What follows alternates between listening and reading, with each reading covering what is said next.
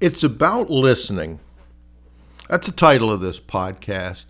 And one of the things that I have seen in my mentoring is how poor the listening skills are of mentees. Not all, but the vast majority. And I have talked to my marketing director about that and wondered why that is, because his listening skills are excellent. Mine, humbly, are excellent as well. And I wondered, okay, what's the difference? Because if you listen well, you will pick up on buying signals, objections, all those other things that lead to a successful outcome. If you don't listen well, you will miss all of those things. And so, what do I think is the result of poor listening skills?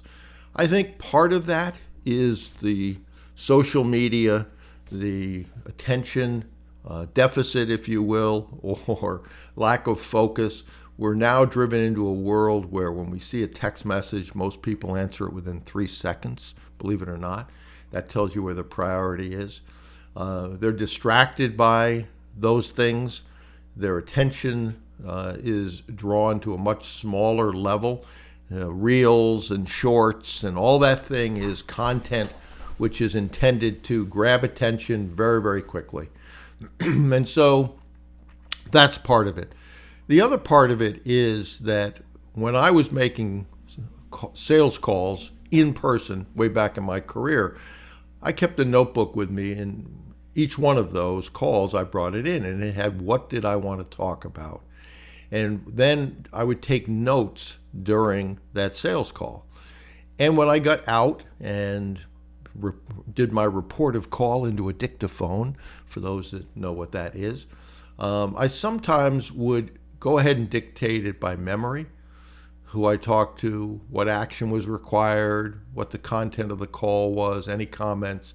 And then I would open up my notebook and look at my notes from the call and say, oh, wow, I missed that and I missed this.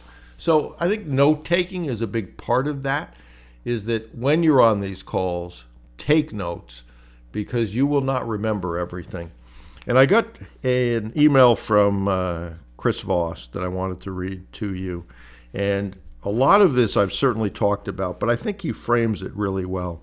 So, Bruce, negotiation isn't about talking. It's about listening. And the best way to get the other person talking, the kind of talking that actually moves the negotiation forward, is by asking the right questions.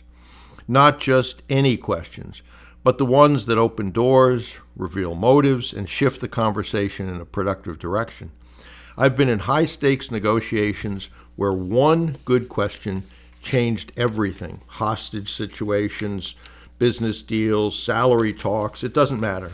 The right question at the right moment is like a crowbar. It gets you into places you would never reach otherwise. I love that sentence. A go-to question: what about this is important to you? Simple, right? But powerful. It makes the other person spell out their priorities, their real reasons for being at the table. Once you know what matters to them, you know how to frame your offer. Another one: how can I help to make this better for us? Notice that word, us. It plants the seed for collaboration. It signals that you're not just pushing your own agenda. You're working towards a solution together. That changes the entire dynamic. When a negotiation stalls, you might ask, what is it that brought us to this situation? It shifts the focus from frustration to problem solving. People stop digging in their heels and start reflecting. And when they do, they often walk themselves right into a solution. A universal question like, what's the objective? Or, what are we trying to accomplish here? It's amazing how often people lose sight of their actual goal in the middle of a negotiation. They get emotional, caught up in proving a point, defensive. This question resets everything, forces clarity, and keeps the discussion productive. And finally, a common favorite: how am I supposed to do that? This is the ultimate way to push back without pushing too hard. Instead of flat out rejecting an offer, you throw the problem back in their lap.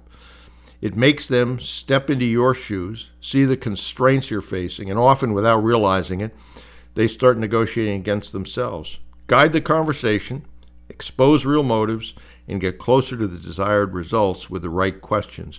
If you master the art of asking the right one at the right time, you'll never negotiate the same way again. That's 100% correct. Those are things that I talk about.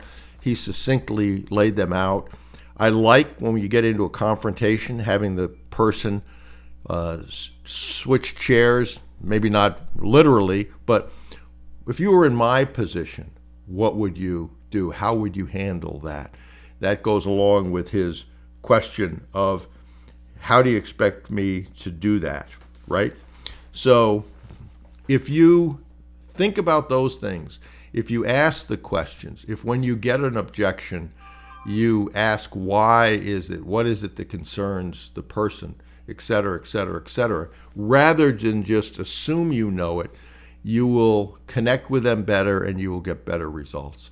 One of the things that we do in the VIP Mastermind is we end up doing a lot of role plays. And it's amazing in those role plays what people learn. We point out the lack of listening skills. We point out how to do things better. And whether it's the VIP Mastermind or whatever it is, certainly Chris Voss's materials on negotiation can be extremely helpful. Keep upping your game. Understand communication. Understand selling. Understand how to get on the same side of a problem with the person you're talking to so that you're not adversarial. And ultimately, what's important to them. If you can master those things, as Chris Voss said, you will have much better results. So I hope that's helpful. If you're looking on how to do these things, go over to brucewhipple.com. But it is about listening and not talking. That's a great thing to remember.